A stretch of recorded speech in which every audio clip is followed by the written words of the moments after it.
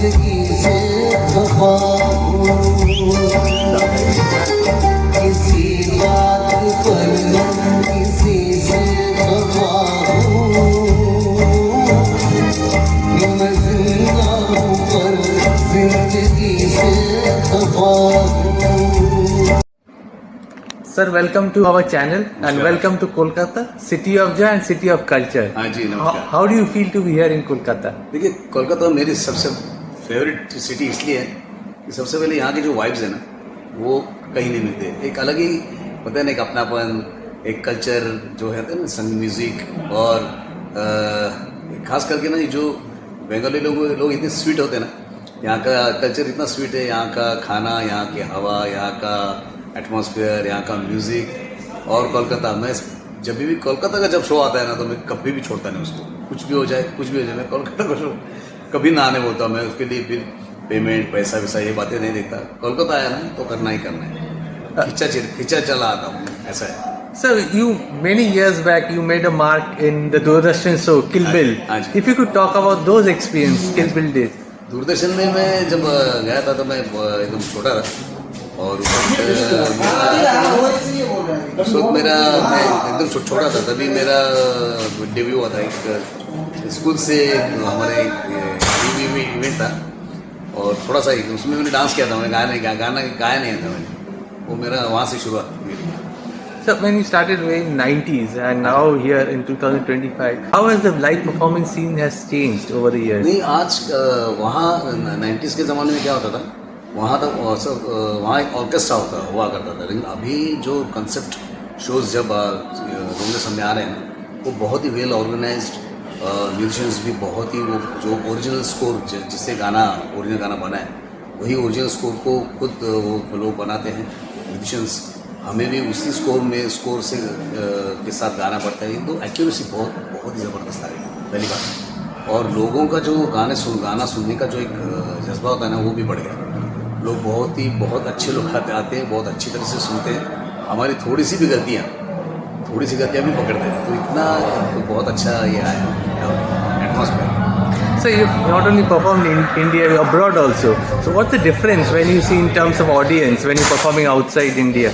नहीं, कैसे बाहर के लोगों को तो ज़्यादा प्यार है, ज़्यादा अट्रैक्शन है हमारे इंडिया के जो सिंगर्स हैं, है ना, क्योंकि उनको वहाँ ये जो हम कल्चर देख रहे हैं वहाँ उनको मिलता नहीं। तो जब हम वहाँ परफॉर्म करने जाते हैं तो वो इतना प्यार से हमारा स्वागत करते हैं, इतना प्यार से सुनते हैं ना कि क्या बाहर भी बहुत मज़ा आता है। बहुत अच्छी ऑडियंस है, बहुत दिल से आती है। इंडिया से सिंगर है तो बहुत दिल से मिलते हैं, दिल से सुनते हैं, बहुत मज़ा आता है बाहर भी। So in recent times we've seen a lot of remix being made with this fusion concept. What's your thought on this, having a remix of the old songs? Fusion देखिए, अगर वो अच्छा ढंग से किया गया ना तो मैं समझता हूँ कि अच्छा है कि जैसा नया म्यूज़िक चल रहा है उस हिसाब से। तो ज़्यादातर पंचम दा के गाने रिमिक्स होते हैं। पंचम दा बहुत ही 200 साल को आगे के बारे में सोचा करके, तो उनका म्यूज़िक आज भी पसंद किया जाता है, रिमिक्स होता है। तो आज पंचम दा के गाने ज़्यादा रिमिक्स होते हैं। तो मैं समझता हूँ कि अगर ढंग से रिमिक्स किया जाए उन गानों को, ढंग से जो गानों को सूदिंग लगे, ओरिजिनल गाने की मेलोडी को डिस्टर्ब न करते हुए अगर फ्यूजन बनाया जाए तो डेफिनेटली ऐसे फ्यूजन का तो वेलकम करना चाहिए। लेकिन कुछ भी तोड़ मरोड़ के जो ट्यून्स है उनको चेंज करके फिर ऐसे फ्यूजन्स मैं कभी भी ना बोलूँगा।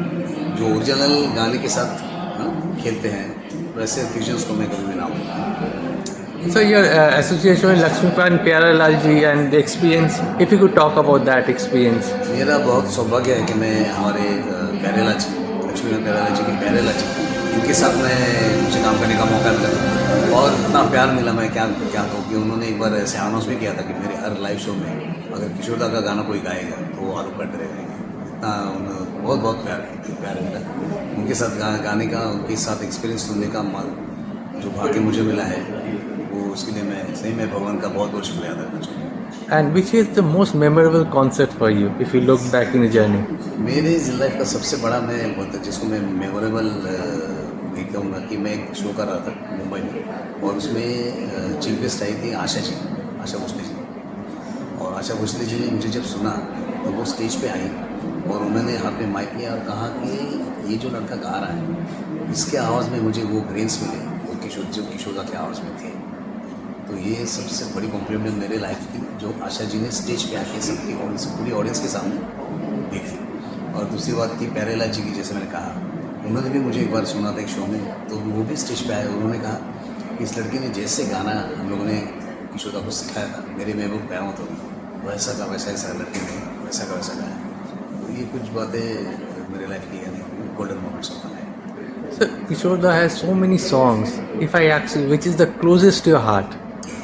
देखिए, किशोर दा की बहुत सारे गाने हैं, जो ऐसा ही गाना बता ही नहीं सकता कि जो क्लोजेस्ट टू हार्ट होते हैं ना, जैसे हमारे एक माँ के अगर 4 बेटे हों, तो माँ को अगर पूछा जाए कि कौन सा तुम्हारा फेवरेट है, तो जैसे माँ नहीं बता सकती, वैसे किशोर दा के गानों के बारे में ऐसा कोई गाना नहीं हो सकता। सभी गाने किशोर दा ने ऐसे गाए हुए हैं, सभी मेरे फेवरेट गाने हैं।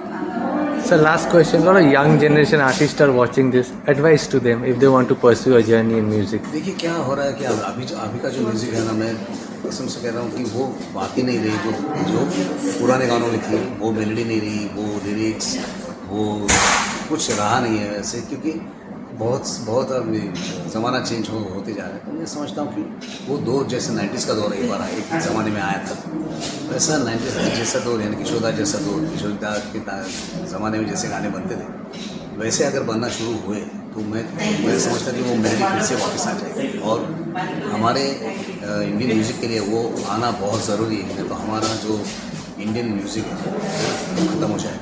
जिस तरह से आज जो मैं देख रहा हूँ, आज का माहौल जो देख रहा हूँ, उसमें म्यूज़िक मुझे एकदम ख़त्म दिख रहा है।